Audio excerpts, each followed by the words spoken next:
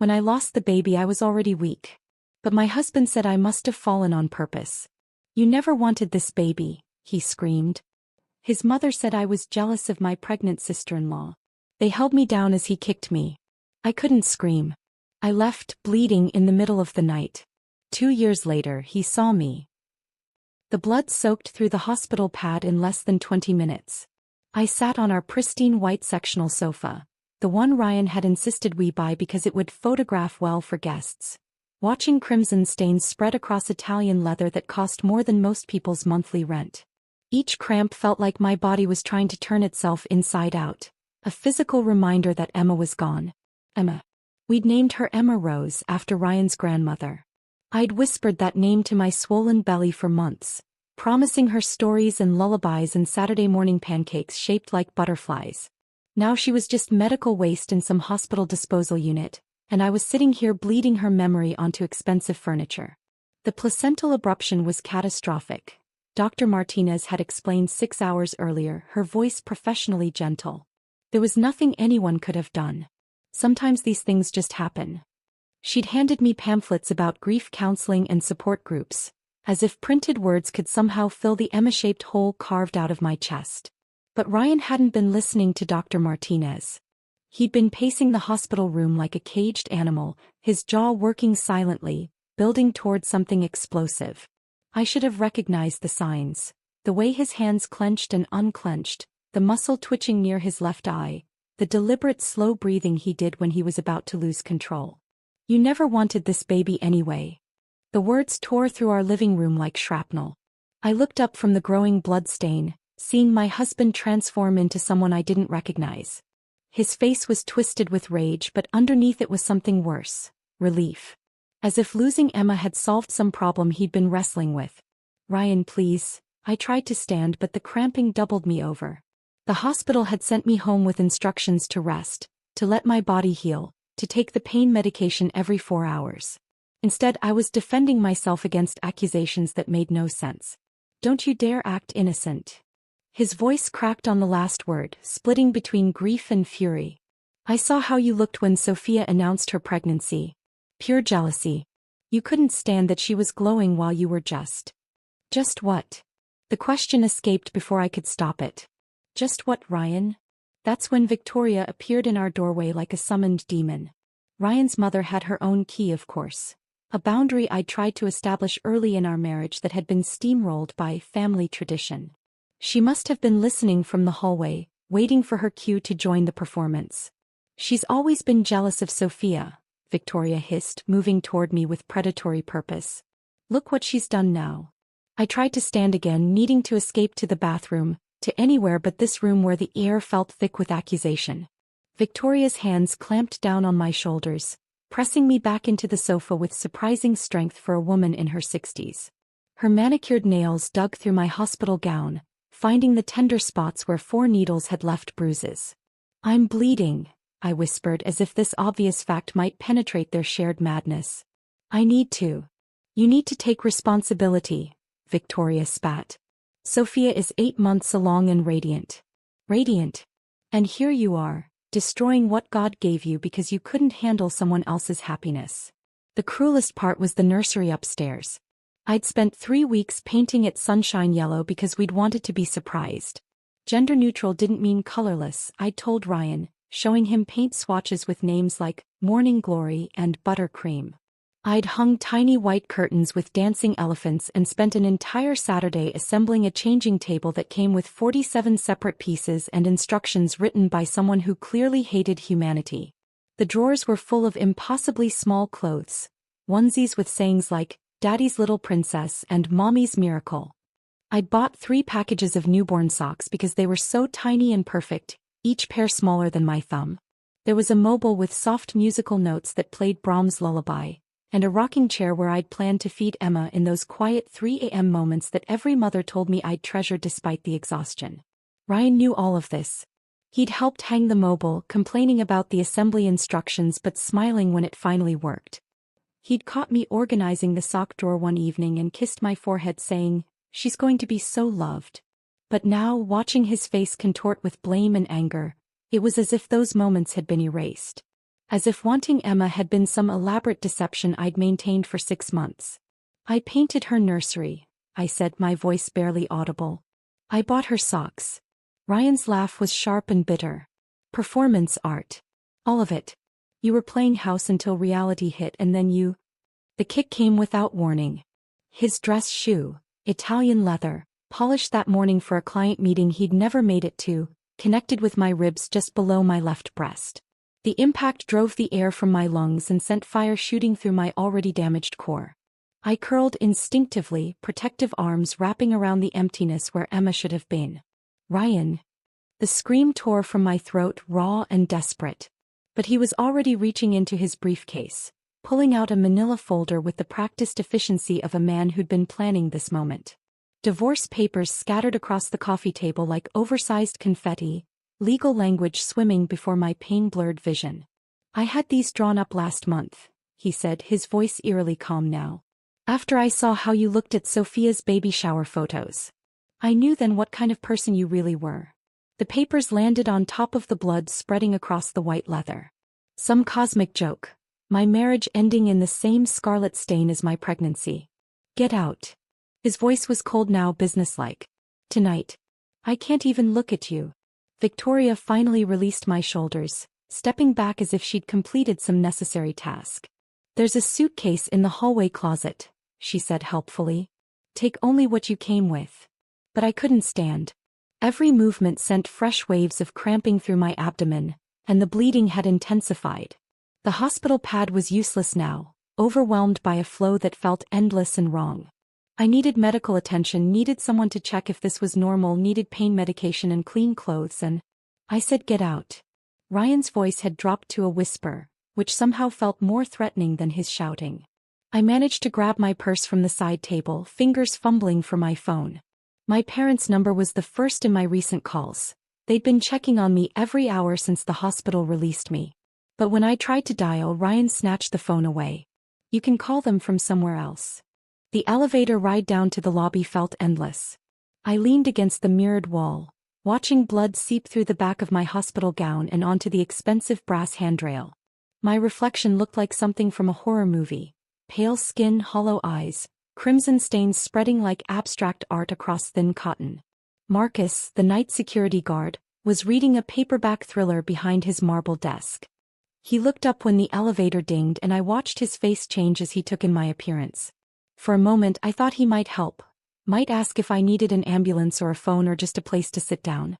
Instead he looked away deliberately, turning a page in his book with studied concentration. I understood. Ryan was building management's golden boy, the successful businessman who always tipped well at Christmas and never complained about noise ordinances. I was just the crazy wife having some kind of breakdown. The automatic doors whispered open, releasing me into the October night. The cold hit like a physical blow, cutting through the thin hospital gown and raising goosebumps on skin already clammy with shock. I had no shoes. They were upstairs by our bed where I'd kicked them off after returning from the hospital. The concrete sidewalk felt like ice against my bare feet. My parents' house was 12 miles away. I walked 4 blocks before a taxi finally stopped, the driver taking one look at my condition and wordlessly passing me a blanket that smelled like cigarettes and desperation. He didn't ask questions, just drove through empty streets while I bled silently in his backseat. Dawn was breaking when I finally collapsed on my parents' front porch, my finger trembling as I pressed their doorbell. The sound echoed through their quiet house like an alarm, summoning them to find their daughter broken and bleeding, still wearing a hospital gown stained with the evidence of everything I'd lost in one terrible night. The nightmares stopped on a Tuesday in March, exactly 14 months and 3 days after that horrible night. I woke up in my childhood bedroom, the same room where I'd recovered those first silent weeks, and realized I'd slept through the entire night without once jerking awake in a cold sweat, heart hammering against my ribs like a trapped bird. Dr. Sarah Chin had warned me that healing wasn't linear. Some days you'll feel like you're making progress, she'd said during our first session, her voice warm but honest. Other days you'll feel like you're back at square one. That's normal. Trauma doesn't follow a schedule. Those 14 months had been a careful reconstruction of a person I'd forgotten existed. Twice weekly therapy sessions where I learned words like gaslighting and emotional abuse, Clinical terms that somehow made Ryan's behavior feel less like my fault and more like a pattern I'd been trapped in. Grief counseling, where I finally said Emma's name out loud without my voice breaking into pieces. Sleep medication that helped quiet the part of my brain that replayed Victoria's manicured nails pressing into my shoulders, over and over like a broken record. My mother had turned my old room into a craft space years ago, but she quietly moved everything out and repainted the walls a soft lavender. For peace, she'd said, though we both knew it was because I couldn't handle the color white anymore. Too many associations with blood-stained leather and sterile hospital rooms. The farmer's market had become my Saturday morning ritual, a gentle reintroduction to the world beyond therapy appointments and legal meetings. Something about the organized chaos felt manageable. Vendors calling out prices, children laughing, the sweet smell of kettle corn mixing with fresh herbs. It was life happening around me without demanding my participation. I was reaching for a bag of Honeycrisp apples when my shoulder seized, a lingering reminder of that night when Victoria had held me down. The bag was on the highest shelf just beyond my fingertips, and I felt that familiar spike of panic when my body couldn't do something simple. "Here, let me help with that." The voice was soft, careful not to startle. A man about my age, with gentle brown eyes and paint-stained fingers, reached past me to grab the apple bag. He handed it to me like it was something precious, not just 2 pounds of fruit. "Thank you," I managed, surprised by how normal my voice sounded. "Those are the best ones," he said, nodding toward my apples. "Sweet but with just enough tartness. Good choice." Lucas worked with his hands.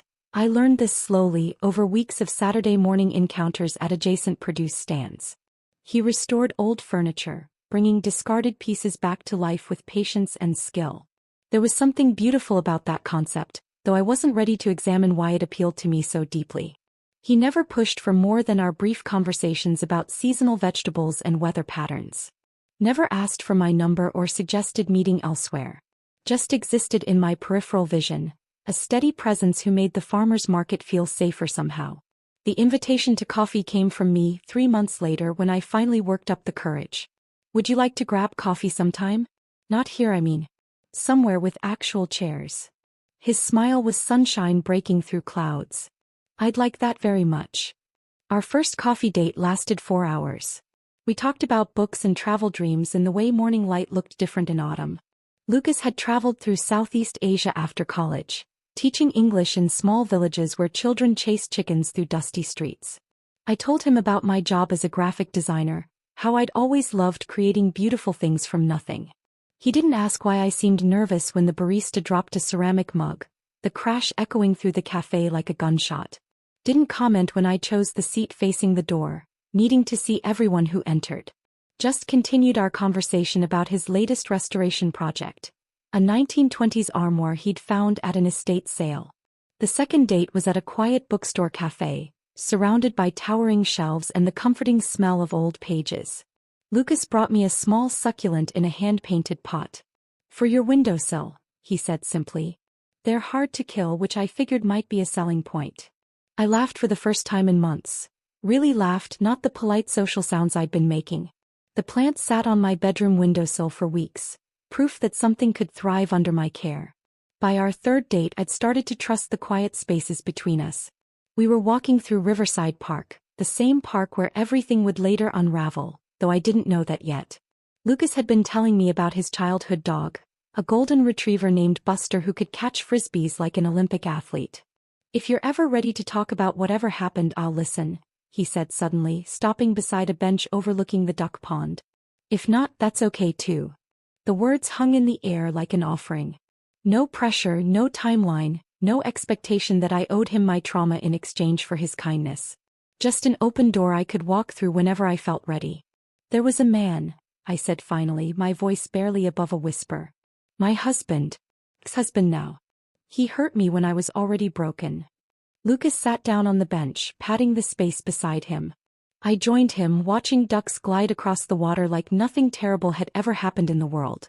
"That wasn't your fault," he said quietly, and something inside my chest that had been held too tightly finally began to loosen. "None of it." 6 months later I was pregnant again. The 2 pink lines appeared on the test like an accusation, and I sank to my bathroom floor, hyperventilating. What if it happened again? What if my body was broken in ways that couldn't be fixed? What if loving this baby would just lead to more loss? Lucas found me there 20 minutes later, still clutching the plastic stick. He sat beside me on the cold tile floor, not speaking, just being present while I cried out 14 months of carefully buried terror. "We'll figure this out together," he whispered against my hair. "Whatever happens, you're not alone." The pregnancy was different from the beginning. Dr. Martinez, the same doctor who'd explained placental abruption in clinical terms, monitored me closely, scheduling extra ultrasounds and blood work. "Everything looks perfect," she said at each appointment, and slowly, cautiously I began to believe her. Lucas read to my belly every night. Children's books and poetry, sometimes just articles from National Geographic about places we'd visit someday. His voice became the soundtrack to my pregnancy, calm and steady and full of love for a baby he'd never met. When the contractions started on a snowy February morning, I wasn't afraid. Lucas held my hand through each wave, whispering encouragement and terrible jokes that made me laugh between pushes. There were no raised voices in that delivery room, no blame or anger or fear. Just anticipation and joy and the promise of something beautiful being born. Noah entered the world at 6:47 a.m., pink and perfect and screaming with healthy indignation. Lucas cried when the doctor placed him on my chest. Actual tears of happiness that he didn't try to hide or explain away. "Hello, little man," he whispered, stroking Noah's tiny fist. "We've been waiting for you." When Noah smiled for the first time, a real smile, not just gas as everyone assured me, I realized I'd forgotten what pure joy felt like. Joy without fear, without waiting for the other shoe to drop, without wondering what terrible thing would happen next. Just happiness, simple and clean and mine to keep. Noah had discovered the magic of breadcrumbs that Tuesday afternoon, his chubby fingers clutching a piece of sandwich crust like it was treasure.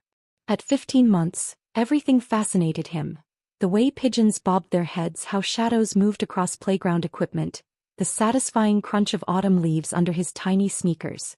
"Burr burr," he squealed, his version of birdie, as a particularly bold pigeon waddled closer to investigate his offering. I sat on the bench nearby, one eye on my son and the other on the novel I'd been trying to finish for 3 weeks. Reading in stolen moments between nap times and bedtime stories. This was motherhood's secret language of interrupted thoughts and half-finished conversations. The park was busy for a Tuesday afternoon. School had just let out and older children raced past on their way to the jungle gym, backpacks bouncing. A group of moms had claimed the picnic tables near the water fountain, their coffee cups forming a protective circle around scattered goldfish crackers and juice boxes. Everything felt normal, peaceful even, the kind of ordinary afternoon that would have bored me senseless before Noah, but now felt like a small miracle. That's when I saw him. Ryan stood about 30 yards away, near the Memorial Rose Garden where couples sometimes took engagement photos. He was gesturing toward something with his left hand, and I caught the glint of a wedding band catching afternoon sunlight. The sight hit me like ice water in my veins, though I couldn't understand why. I'd known he would remarry eventually. Men like Ryan always landed on their feet. The woman beside him was everything I'd never been. Polished in that effortless way that spoke of expensive salon appointments and personal shoppers. Her blonde hair fell in perfect waves past her shoulders, not a strand out of place despite the October breeze. She wore cream-colored slacks that somehow stayed pristine around children and dirt, and her engagement ring was massive, a princess-cut diamond that threw rainbows when she moved her hand. She was laughing at something on her phone, completely absorbed in whatever TikTok or Instagram story had captured her attention. Oblivious to the fact that her fiancé had just gone statue still, his face cycling through expressions like a broken slideshow. I watched Ryan's progression of emotions with the detached fascination of someone observing a car crash in slow motion. First came shock. His mouth actually fell open, which would have been comical if my heart wasn't suddenly hammering against my ribs. Then calculation, his eyes narrowing as he processed what he was seeing. Finally, something that looked disturbingly like panic. His gaze shifted from me to Noah, who had abandoned the pigeons and was now investigating a particularly interesting stick. I could practically see the wheels turning in Ryan's head, the mathematical equation he was trying to solve. Counting months, measuring timelines, wondering if the child 15 feet away shared his DNA. Noah chose that moment to toddle toward me, stick clutched triumphantly in his fist. "Mama." "Stick," he announced as if he'd discovered fire. His eyes were Lucas's warm brown, his smile pure sunshine, his entire being radiating the kind of security that comes from being loved unconditionally since birth. I scooped him up, breathing in his sweet baby scent, graham crackers and fresh air and the lingering traces of his morning bath. "What a wonderful stick," I murmured against his soft hair, my voice somehow steady despite the earthquake happening inside my chest. The smart thing would have been to stay. To let Ryan see exactly how unaffected I was by his presence, how completely I'd moved on from the wreckage he'd made of my life. But smart wasn't the same as safe, and every instinct I'd developed over the past 2 years was screaming at me to leave. No.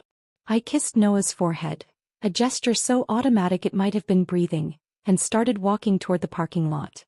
Not running, not fleeing, just a mother collecting her child and heading home for dinner and bath time. Nothing unusual about that. "Ryan, what's wrong? Who was that woman?" The fiancé's voice carried across the playground, tinged with confusion and something sharper. I didn't turn around, didn't acknowledge that I'd heard anything at all. Let him explain that. Let him try to justify why he'd reacted like he'd seen a ghost to a woman and child he supposedly didn't know. My hands shook as I buckled Noah into his car seat, muscle memory taking over while my mind raced. He babbled happily about birds and sticks, completely unaware that our peaceful afternoon had just been shattered by the appearance of a man who'd once kicked his mother while she bled. The drive home passed in a blur of traffic lights and turn signals. Noah fell asleep before we reached our street, exhausted from his adventure. I carried him inside, settling him in his crib with the gentle efficiency of practiced motherhood, then stood in his doorway watching him sleep until my heartbeat finally slowed to something approaching normal. Lucas wouldn't be home for another hour. I made tea with hands that had finally stopped trembling, curling up on our worn sofa with the same novel I'd been attempting to read. The words blurred together, meaningless black marks on white pages, while my mind replayed every second of those terrible few minutes in the park. My phone buzzed at 8:47 p.m., just as I was closing Noah's bedroom door after his final story. The number wasn't saved in my contacts, but I recognized it with the sick certainty of muscle memory. Ryan's old number, the one I'd deleted 2 years ago but somehow still knew by heart. "Is that my child?" 4 words that managed to be both question and accusation, desperation wrapped in the pretense of authority. I stared at the screen until it went dark, then immediately blocked the number. But the damage was already done. Those 4 words told me everything I needed to know about Ryan's mental state, about what he'd been thinking during those long moments of calculation in the park. He'd been wondering. Maybe for months, maybe since the divorce papers were signed and he'd had time to count backwards from conception dates. Maybe since he'd seen Sophia's children and realized what he'd thrown away in a moment of rage and blame. His perfect new life suddenly had a question mark in it. The polished fiancée with her flawless hair and pristine slacks, the fresh start he'd built on the foundation of my destruction, all of it now complicated by the possibility that he'd walked away from his own child. I thought about Amanda. That was her name I'd learned from mutual acquaintances, planning her wedding to a man who'd just sent desperate text messages to his ex-wife. Choosing flowers and venues while her future husband counted months and wondered if he'd made a terrible mistake. The irony was almost beautiful in its completeness. Ryan had spent our entire marriage accusing me of jealousy, of being unable to handle other people's happiness. Now he was the one consumed by what-ifs, poisoned by the possibility that I'd found everything he'd thrown away. Love, family, the kind of peace that comes from being cherished instead of tolerated. I deleted the blocked message and went to check on Noah one more time. He slept with his arms flung wide, completely trusting that he was safe, that tomorrow would bring more birds and sticks and adventures. In the soft glow of his nightlight he looked exactly like Lucas. Same gentle features, same sense of quiet contentment. Ryan could wonder all he wanted. The truth was simpler than his desperate calculations. Noah was born from love, not obligation. From healing, not damage. From a man who read bedtime stories and painted nurseries and held my hand through every contraction. Some questions didn't deserve answers and some ghosts needed to stay buried. The call came on Friday morning while I was folding Noah's tiny laundry, an endless task that somehow brought me peace. Mrs. Rodriguez's voice crackled through my phone speaker, her slight accent more pronounced than I remembered. "Mija, I hope I'm not bothering you, but I think you should know. That man has been asking questions about you." I stopped mid-fold, a miniature dinosaur t-shirt clutched in my hands. Mrs. Rodriguez had lived 2 doors down from Ryan and me in our old building, a sharp-eyed woman who missed nothing and said little. She'd always been kind to me, the type who remembered your birthday and noticed when you looked tired. What kind of questions? I asked, settling into the rocking chair Lucas had bought for Noah's room. He came by Tuesday night real late. Asked Marcus if he remembered anything from that night his wife had her breakdown. Wanted to know if there were any security cameras, any witnesses to her erratic behavior. Mrs. Rodriguez's voice carried decades of skepticism. Marcus, that fool, he was ready to help until I reminded him what we actually saw. My heart started that familiar rapid-fire rhythm, but I forced my voice to stay steady. What did you tell him? Nothing. But honey, I've been keeping something for you all this time. She explained it slowly, carefully, like she was handling something fragile. That night, the night Ryan kicked me out while I was bleeding, she'd been awakened by voices in the hallway. Angry voices, then crying, then the sound of the elevator opening and closing multiple times. I looked through my peephole first, you understand. Saw that mother of his in the hallway, pacing like a cat. Then I checked my Ring camera. She paused and I could hear her adjusting the phone. I saw everything, Mija. You stumbling to the elevator, asking Marcus to call your parents. The blood on your dress, the way you could barely stand. The timestamp read 2:47 a.m. The footage was crystal clear. A woman in obvious medical distress, not someone storming out dramatically as Ryan had apparently told everyone. The camera had captured me begging Marcus for help, had recorded the security guard's deliberate indifference, had documented every painful step I took toward those glass doors. I called 911 that night, Mrs. Rodriguez continued. Told them I thought someone was being attacked. They said they'd send a car, but by the time anyone showed up, you were gone. I filed a written statement anyway, seemed like the right thing to do. She'd saved everything. The video files, the police report number, her own handwritten account of what she'd witnessed. Something felt wrong about his story from the beginning, she said simply. A woman doesn't bleed like that from being dramatic. I found myself crying, not from sadness but from the overwhelming relief of being believed. For 2 years I'd carried the weight of Ryan's narrative, the nagging doubt that maybe I had been unstable, maybe I had caused everything to fall apart.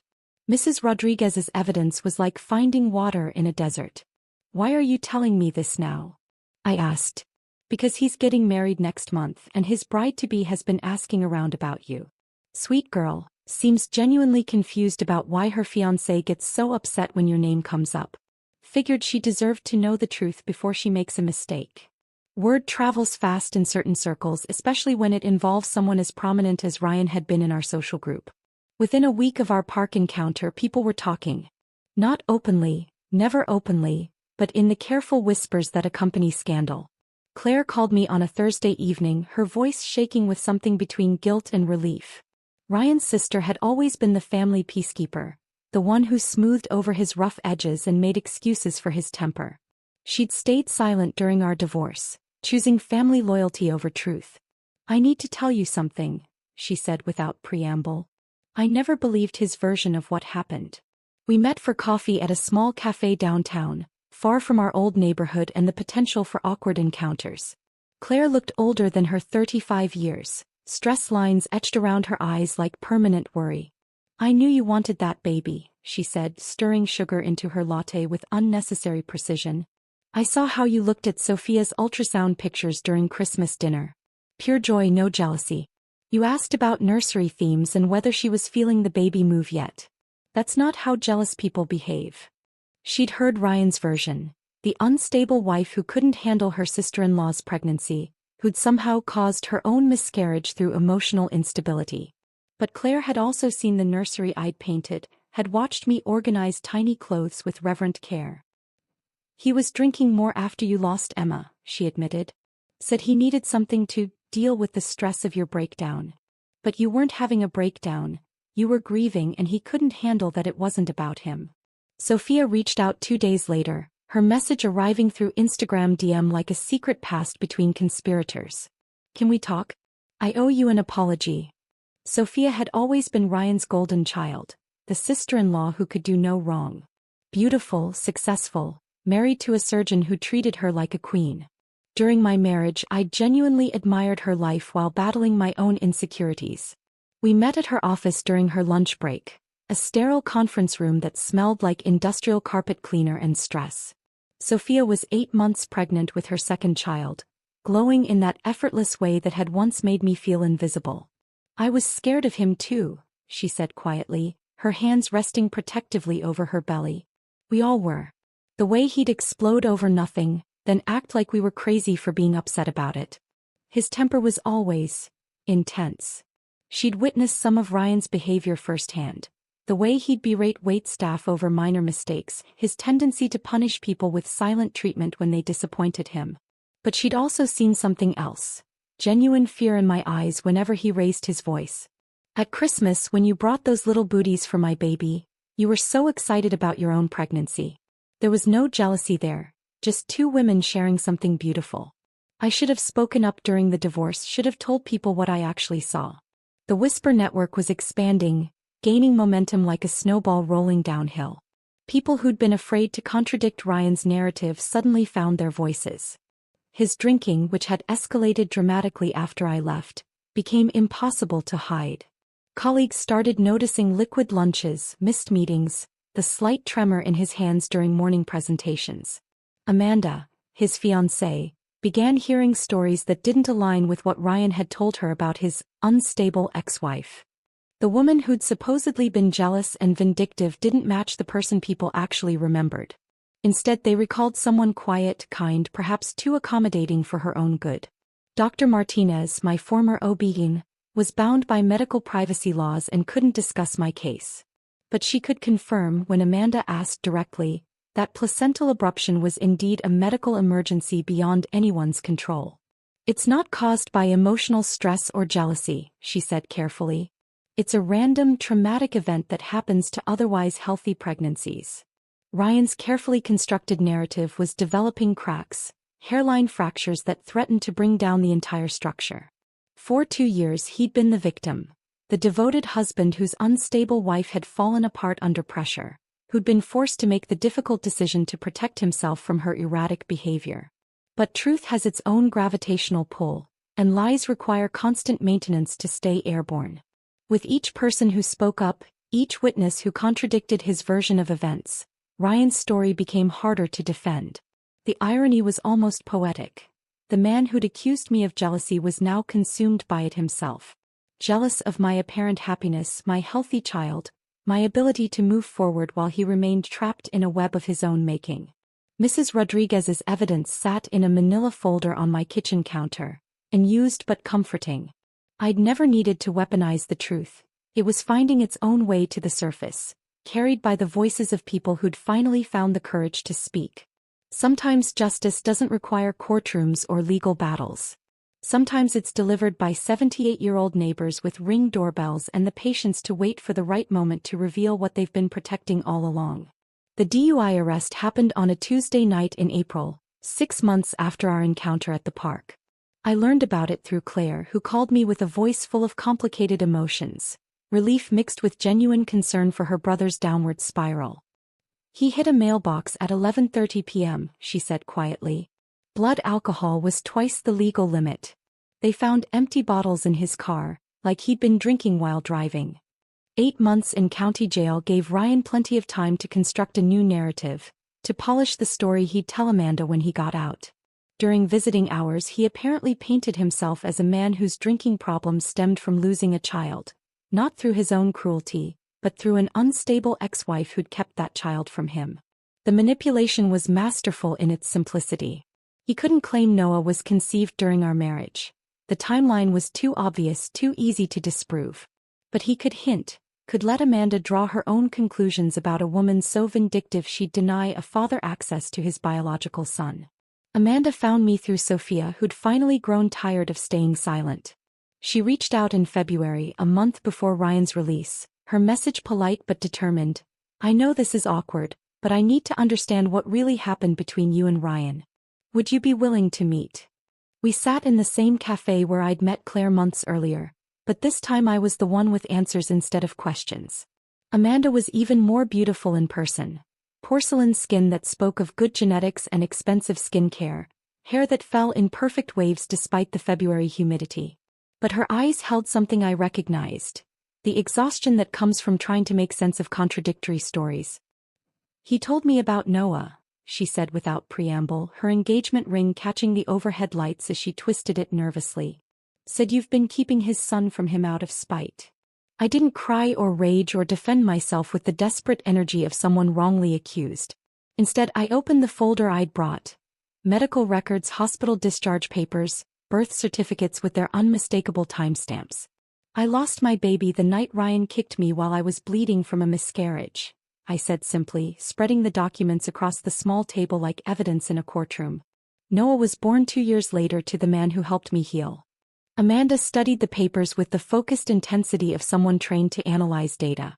She was a forensic accountant, I learned later.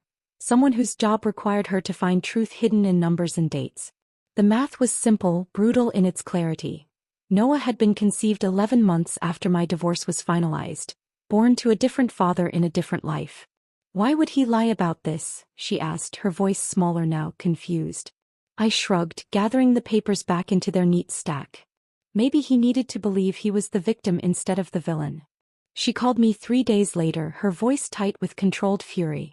"I found text messages on his old phone," she said. "Things he sent you right after you lost the baby. Horrible things." Her voice cracked. "How did you survive being married to someone so cruel?" I told her about Lucas, about therapy, about learning that love didn't have to include fear. She listened with the intensity of someone taking notes for a test she couldn't afford to fail. The wedding was set for the first Saturday in March at Riverside Country Club, the same venue where Ryan's parents had celebrated their 25th anniversary, where I'd once attended his cousin's reception and foolishly imagined my own future celebration. Amanda had planned everything during his incarceration, creating what she thought would be his redemption story. I wasn't invited, obviously, but Sophia was. She called me that evening with a voice full of amazement and something close to admiration. "You're not going to believe what just happened." The ceremony had started normally enough. Ryan stood at the altar in his rented tuxedo, not the designer suit he'd worn to our wedding, which had been sold to pay legal fees. His groomsmen flanked him, a collection of old fraternity brothers who'd spent years enabling his worst impulses while calling it loyalty.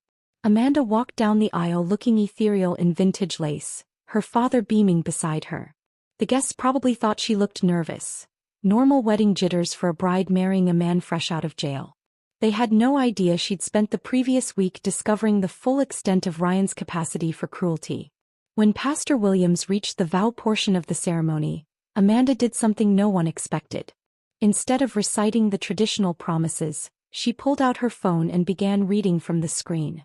"You deserve to lose that baby," she read to the stunned assembly, her voice carrying clearly through the sudden silence. "Maybe now you'll stop being so selfish and think about someone else for once." The congregation sat frozen, unsure if this was some kind of modern ceremony they didn't understand. Ryan's face went white, then red, then white again as Amanda continued reading his own words back to him. "I should have seen the signs earlier: your jealousy, your need for attention. At least now I know what kind of person I married." Amanda's voice never wavered, professional and clear as if she were presenting financial findings to a corporate board.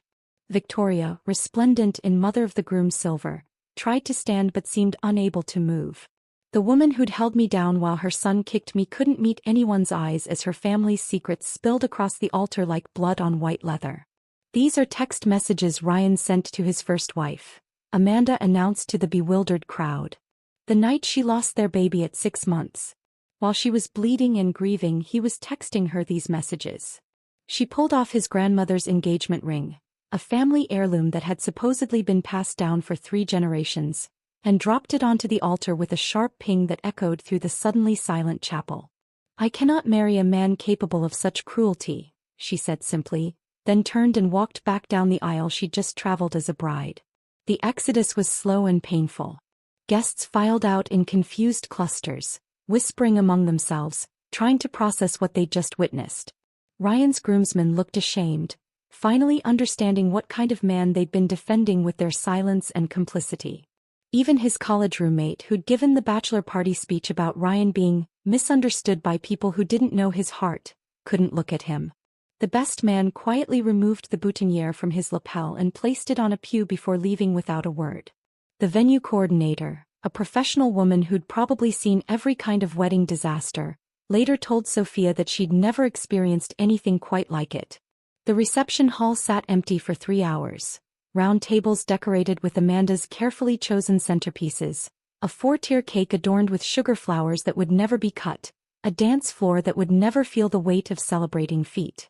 Catered dinner grew cold under warming lamps while vendors waited for instructions that never came. The photographer packed up his equipment without taking a single picture of the non-existent reception. The DJ played music to an empty room until someone finally told him to stop. Ryan stood at that altar for a full 5 minutes after Amanda left, as if he couldn't quite process what had happened. His perfect redemption story had crumbled in front of everyone who mattered to him, destroyed not by my vindictiveness or jealousy, but by his own documented cruelty finally finding its way to the surface. The truth had taken its time, but it had arrived precisely when it would do the most damage to the lies he'd built his new life on. Amanda had saved herself from making the same mistake I had, but she'd also inadvertently delivered the justice I'd never sought, complete and public humiliation administered by his own words, in front of everyone he'd ever wanted to impress. The silence that followed Ryan's wedding disaster was profound, not the tense quiet that precedes a storm, but the deep peace that settles after one has finally passed. For the first time in years, my phone didn't buzz with cryptic messages or hang-up calls. No more accidental encounters at places I used to frequent. Ryan had vanished from my world as completely as if he'd never existed. Lucas proposed on a Tuesday evening in November, while Noah napped and dinner simmered on the stove. Nothing dramatic or orchestrated, just him kneeling beside my chair at our kitchen table, holding a simple solitaire that caught the light from our pendant lamp. "I love the life we've built," he said quietly. "I love how you make coffee in the morning and sing to Noah when you think no one's listening. I love that you trust me with your fears and your dreams. Will you marry me?" I said yes before he'd finished the question, tears streaming down my face as Noah stirred in his crib down the hall, as if sensing that something beautiful was happening in our little house. We planned the wedding for the following spring, choosing my parents' backyard because it felt right. Intimate, safe, surrounded by people who'd watched me rebuild myself from the ground up. My mother and I spent weeks stringing lights through the old oak tree I'd climbed as a child, the same tree that had sheltered my childhood tea parties and teenage heartbreaks. Noah took his ring-bearer duties with the solemn intensity that only a 2.5-year-old could muster. He practiced walking slowly for weeks, clutching the tiny basket like it contained the crown jewels. On the wedding day, he made it halfway down the petal-strewn aisle before spotting a butterfly and abandoning his post to chase it through my mother's flower garden. The guests laughed, the kind of warm, affectionate laughter that celebrates life's unpredictable moments instead of judging them. Mrs. Rodriguez sat in the front row, wearing a lavender dress she'd bought specially for the occasion. She dabbed her eyes with a lace handkerchief throughout the ceremony, whispering to my mother, "This is how it should be. This is how love looks." The same neighbors who'd once heard my screams through thin apartment walls now applauded as Lucas and I exchanged vows. Mrs. Patterson from next door, who'd brought me soup during those first terrible weeks, beamed like a proud grandmother. The mailman who'd delivered divorce papers years earlier now carried wedding invitations, the circle of my story completing itself in ways I'd never imagined. Claire came with her 4-year-old son Marcus, who immediately attached himself to Noah like they were long-lost cousins. She looked lighter somehow, as if speaking the truth about her brother had lifted some invisible weight from her shoulders. "I should have spoken up sooner," she said during the reception, watching our boys chase fireflies in the gathering dusk.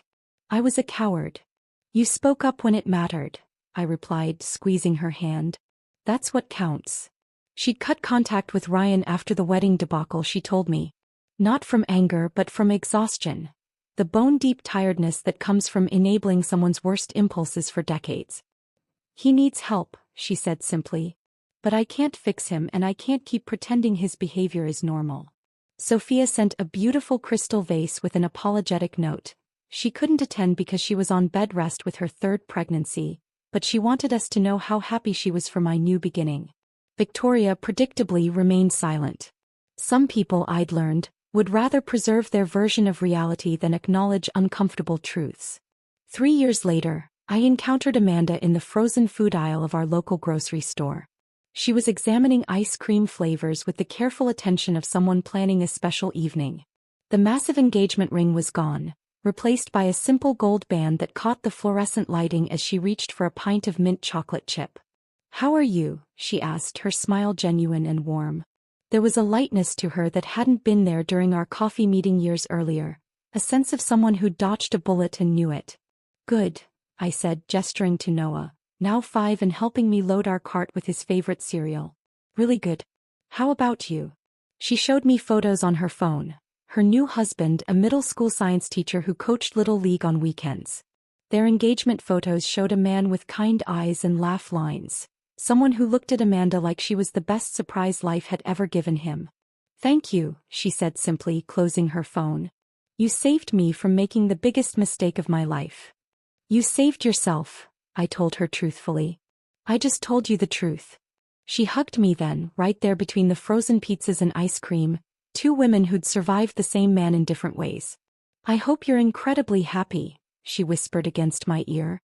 The strangest part about my new life was its beautiful ordinariness. No drama, no crisis management, no walking on eggshells or bracing for the next explosion. Lucas and I argued about normal things: whose turn it was to take out the garbage, whether Noah needed a haircut, where to vacation next summer. Arguments that ended with compromise instead of punishment, discussions instead of dictates. Noah called Lucas daddy without any prompting or explanation needed. To him, this was simply the natural order of things. Daddy read bedtime stories and built elaborate block towers and taught him to ride a bike in the driveway. There was no other man in our story, no complications or confusion about family structure. Mrs. Rodriguez's manila folder remained tucked in my desk drawer, evidence I'd never needed to use but found comforting nonetheless. Proof that my memories were real, that the truth had witnesses, that justice sometimes comes in unexpected forms delivered by elderly neighbors with Ring doorbells and strong moral compasses. Sometimes, usually late at night when the house was quiet and Noah was sleeping safely in his room, I wondered about Ryan. Whether he'd gotten help for his drinking, learned to take responsibility for his actions, found some measure of peace. But these thoughts were fleeting, more curiosity than concern. Mostly I didn't think about him at all. I hadn't destroyed Ryan's life. His choices had done that. The drinking, the cruelty, the refusal to accept responsibility for his actions. Amanda's public reading of his text messages hadn't created his character. It had simply revealed what was already there. I just refused to carry his shame anymore, and apparently that had been enough. My therapist had warned me that healing wasn't about forgiveness or revenge. It was about indifference. The ability to think about your abuser the way you'd think about a stranger on the bus. Briefly, without emotional investment, then not at all. I'd reached that blessed state of psychological freedom where Ryan existed in my past like any other closed chapter. The oak tree in my parents' backyard grew new leaves each spring, its branches reaching higher toward sunlight. Noah would climb it someday just as I had, learning that even the strongest trees bend in storms but rarely break. Some stories end with dramatic confrontations or perfect justice. Mine ended with something better: peace and the quiet knowledge that truth has its own timeline, its own way of setting things right. If this story of quiet justice had you holding your breath, hit that like button right now. My favorite part was when Amanda read Ryan's cruel text messages at the altar, exposing his true nature to everyone. What was your favorite moment? Drop it in the comments below. Don't miss more powerful stories like this. Subscribe and hit that notification bell so you never miss an upload.